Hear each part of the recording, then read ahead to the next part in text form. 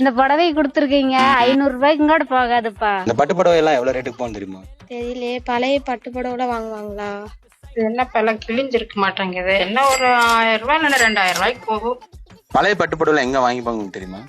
கல்யாண் ஜுவல்லர்ஸ்க்கு ஆப்போசிட்ல இருக்க ஒரு ஷாப்ல வந்து இந்த பழைய பட்டு புடவை எல்லாம் வாங்கிட்டு இருக்காங்க.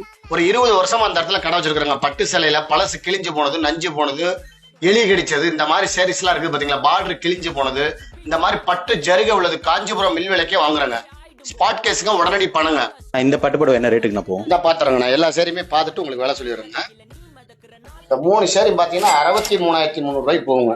இல்ல 3 சேரி 63,000 ரூபாய்க்கு. 63,300 ரூபாய்க்கு போகுங்க. பட்டு சேரீஸ் எப்படிங்க இருக்குன்னு கேட்டீங்கன்னா, இந்த மாதிரி தேய்ச்சி பார்த்து ஒயிட் கலர் வந்தா மட்டும் தாங்க நாங்க சேரீ வாங்குவோம். ரெட் கலர் வந்தா வாங்க மாட்டாங்க அந்த சேரிய.